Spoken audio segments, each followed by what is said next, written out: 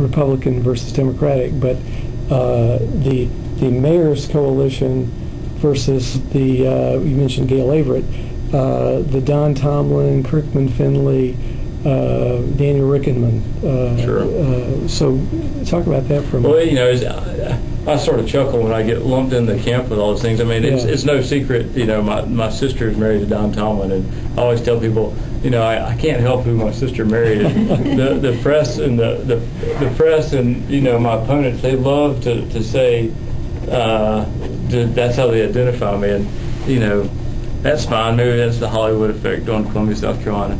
But in terms of getting lumped in that other camp, you know, I always tell people, I was like, listen, I'm about as independent as they come. None of those guys you mentioned, none of them were there when I was, you know, studying and performing at West Point. None of them were there, you know, in the mountains of Afghanistan.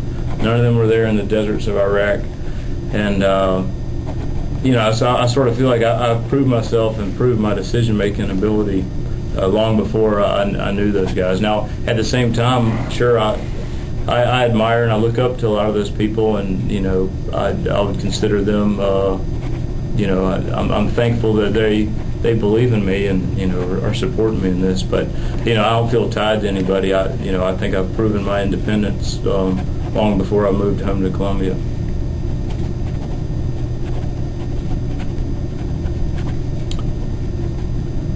Norton?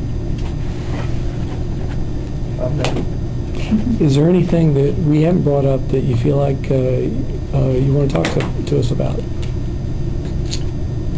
I'm trying to think. We always talk about so many things. Sometimes you walk out the door. Right, yeah, I wish I would have told them about this.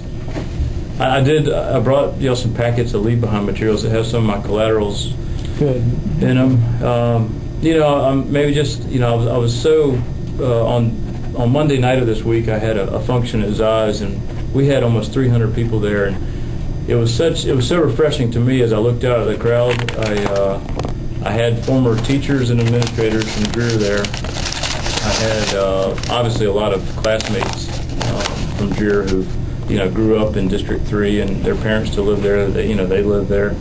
But also, you know, had some really neat people there. That some older West Point graduates who live out on the fringes, don't even live in the district, but, you know, have read about me, had never met him before, but they came because they wanted to support me.